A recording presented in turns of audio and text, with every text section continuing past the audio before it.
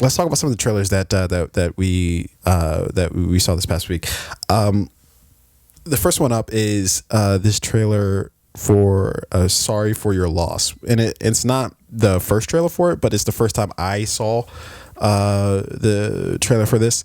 It's a show starring Elizabeth Olsen, who, I don't know why I always forget this, but this is the younger sister. Yeah, the Mary, Kate, and Ashley Olsen. Is she the youngest or the oldest? I think she's the youngest. She looks like the oldest because they both look.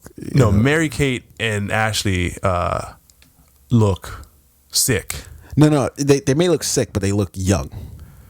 No, young as in they just look like they look like they're younger than Elizabeth. Yeah.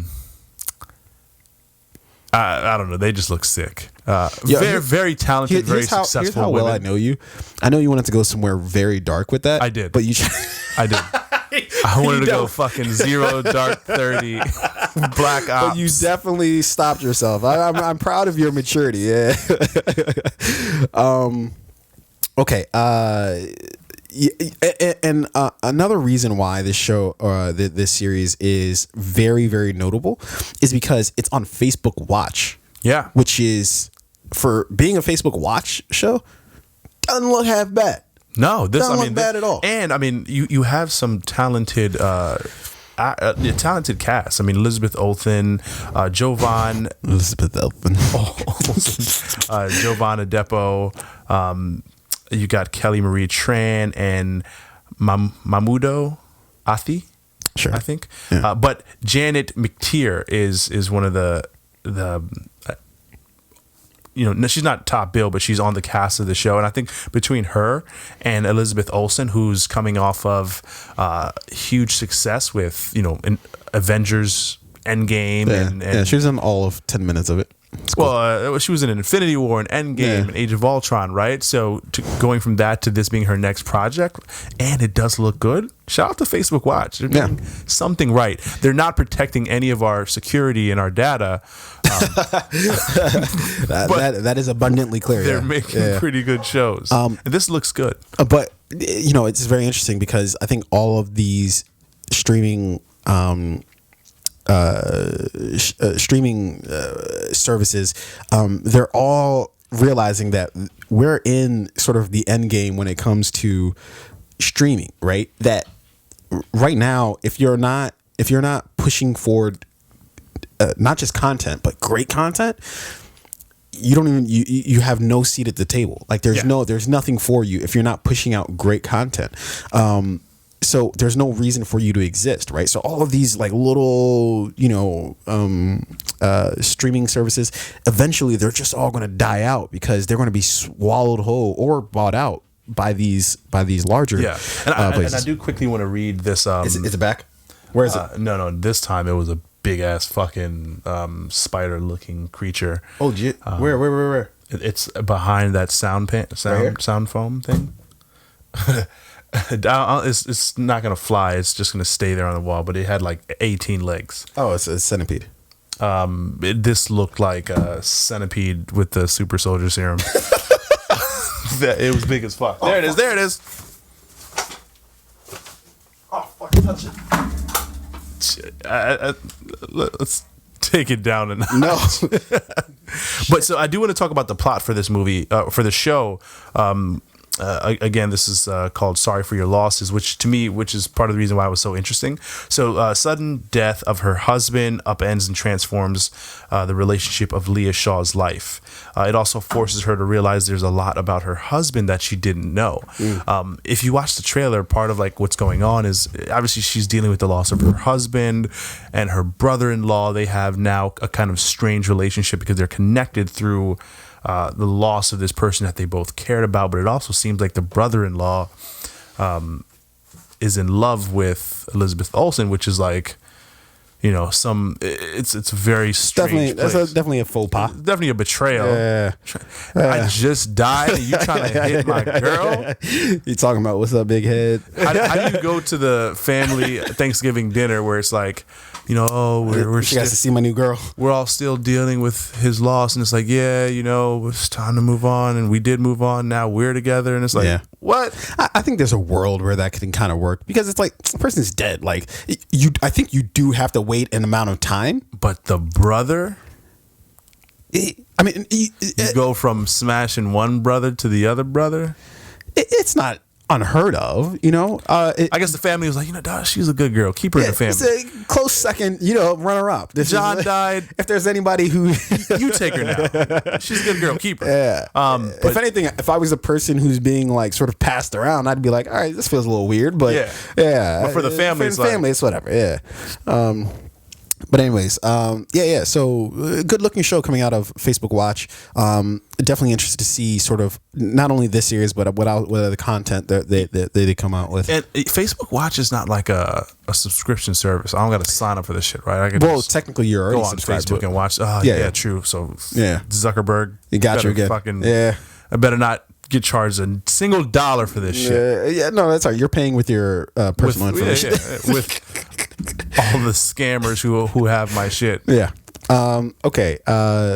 Let's talk about another trailer that came out, Dark Waters, which this is a film starring both Anne Hathaway and the great one, Mark Ruffalo. Interesting looking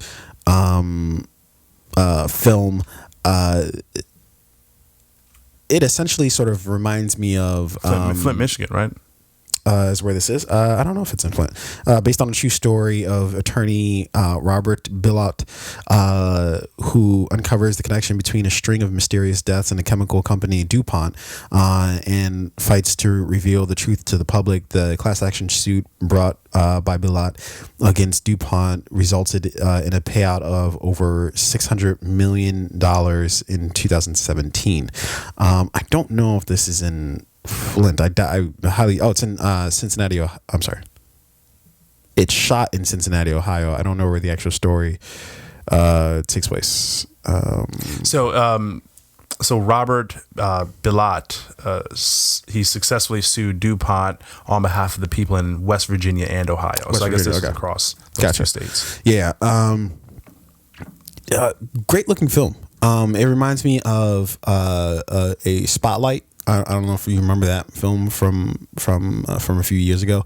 It had like Michael Keaton in it. I think Rachel McAdams, Mark Ruffalo as well. Yes. Yeah. So it reminds me of that, and then also there was like The Big Short. Oh, it's just movies about things that actually happen, but are about like sort of like investigative sort of thriller kind of situations.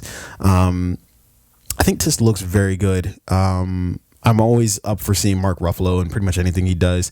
It's going to be interesting to see sort of what the response to the film is going to be, because I think films like these have a tendency to put a spotlight, no pun intended, given the film I just mentioned, but put a spotlight on issues that people aren't aware of, that are huge fucking issues. Yeah. That people just aren't aware of, like that's what the movie Spotlight did. It made, before that, people were kind of like, oh, this is the thing that happened. And, you hear about it sometimes in the news, but after that movie came out, people were like, what the entire fuck is going on here, And you know what's crazy? So like movies like this, right? Like this is why film is so important, right? Because movies have a way of shining light or teaching and showing another perspective of a life that you're not living or you're just completely unaware of. In obviously a visual way, which is the way in which a lot of people can learn and capture information, right? But this movie a lot of times doesn't have the action-packed value that like a Rambo might bring, right? So people see the trailer for a movie like this and they're like, I'm gonna go see Rambo, I'm gonna go see another movie, even though this movie is about something that's very, very important. But I think that's kind of changing in the way that, like, and I still maintain this to this very day, it's like I don't really need to see this in theaters, but I would like to see it on like I would have zero problem seeing it on, you know, any sort of like streaming platform. But I don't know if this would be the type of film where it's like I need to see it, because it's not. And that's true. Yeah, it's not. Because when I go to the theaters, I do want like the big. I want the action and yeah, like there has to be some reason why I need to see it on this ginormous fucking screen. And we'll talk about another movie later, but I just want to go watch a movie in IMAX. And even though I have my thoughts about the movie itself, I still think it was worth seeing in IMAX though, because then we saw that same movie and I didn't see it in IMAX, and I can tell you, you didn't need to do that. well but I think it's always jarring for me to go from IMAX to a non-IMAX film theater, because then I'm like, why is this so small? What's up with the sound? Why? Yeah. Come on, guys, let's get this shit together. Whatever that shit is that I just watched, let's do that here too. You could have just watched it at home. Yeah, you know, it's like the screen's big enough. You know, yeah, I'll be okay. I'll give you that. Yeah. All right. Let's jump into a section here that I fucking love. Let's talk about what the fuck we're watching right now. Wait, we missed one movie. No, I don't really care. I really wanted to talk about that movie just because it has a tie back to what is that? Sorry for Your Losses. So obviously in Sorry for Your Losses, if you watch the trailer, you'll know that Elizabeth Olsen's character was, married to a black guy who passed away. And in this movie starring Blake Lively, Sterling K. Brown is in the movie, and it looks like they have a relationship as well. So there's a lot of movies coming out with white girls fucking black guys. Yeah. No, there's definitely a wave happening. Yeah, it's been happening a while now. Well, now it's being translated put on into TV. the screen. Yeah. A lot of people are going to be pissed about this shit. Yeah, just throwing fucking tomatoes at the screen. Fuck this, motherfucker. This isn't representative of reality. K. Brown. But I just thought that was interesting. I was like, oh yeah. Well, so this film, the rhythm section, is about a woman assumes a new identity to track down those responsible for the death of her family in a plane crash, starring Blake Lively. This is I think a unique turn for Blake Lively. I don't think I've ever really seen her in any sort of like action capacity.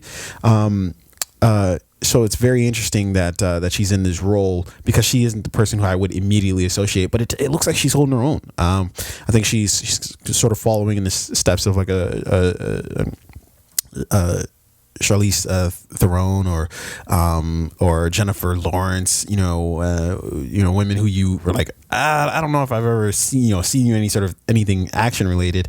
Although Charlize Theron had both was it Atomic Blonde, and she had Mad Max Fury Road. So yes, yeah. So she's like kind of like taking on more action in these more recent years, and also I think she's also had like a long list of roles. But anyways, when I saw this movie, I don't know why I just kept thinking Emily Blunt. Like, even though I clearly know who Blake Lively is, I was like, I know. Why you struggle when it comes to white women? Yeah, but these two white women do look very, very similar. Do they though? Yes. Or are they both just white women? They have similar facial structures. Oh, okay. Yeah. But this movie does genuinely look good. I think when I was watching the action scenes, that she pulls it off from the trailer. Right, it looks like there's an intensity to these fight scenes that was very real. Like she did some very real training. A lot of that, I'm sure, is from like training and doing shit like that. But then also too, it's like the Jason Bourne effect, right? Like where it's just like a lot of quick cuts, shaky cam, so it looks more intense than it is. So and then there's like a thing where they drop frames out of the like when they're about to connect with a punch. That's why some punches look so fucking effective in in films, because they'll drop a frame or two out, and so it makes it go from like, okay, say my punch would have been like this, right? And now it's like. Yeah, because and it looks so much more impactful because you're dropping those frames out of the middle of that punch. Yeah, but going back to the whole like this lane, right? So there's Atomic Blonde, there's Red Sparrow, there's Peppermint, and now we're getting this. This is definitely a lane right now. And so far, like Atomic Blonde was good, Red Sparrow was good, Peppermint was it was okay. Is that the one that came out more recently? That's the one with Jennifer Garner. Oh no, I didn't watch that. I thought that was Red Sparrow. That was Jennifer. Lawrence. Oh yeah, a lot of Jennifers. Yeah. This looks pretty good. Yeah. The trailer looks good. The story looks good. Yeah. Okay, let's hop into